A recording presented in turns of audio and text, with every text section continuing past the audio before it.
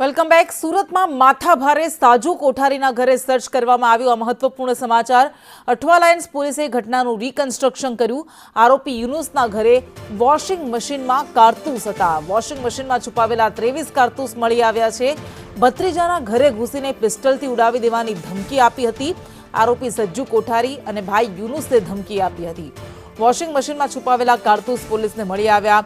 2 pistol, 1 magazine અને કુલ 35 કારતૂસ મળી આવ્યા। હાલ બંને આરોપી 4 દિવસના રિમાન્ડ હેઠળ છે। તો સુરતમાં ગુજસી ટોકના આરોપીનું રિકન્સ્ટ્રક્શન કરવામાં આવ્યું।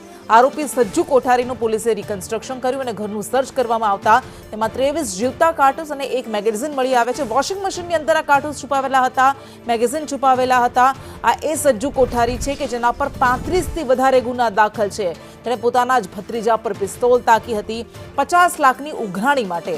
સજ્જુ કોઠારી પર 2 ગુજસી ટોકના ગુના દાખલ કરાયા છે। પોલીસે સજ્જુ અને તેના પિતાની ધરપકડ કરી છે। હાલ બંને આરોપી 4 દિવસ રિમાન્ડ હેઠળ છે।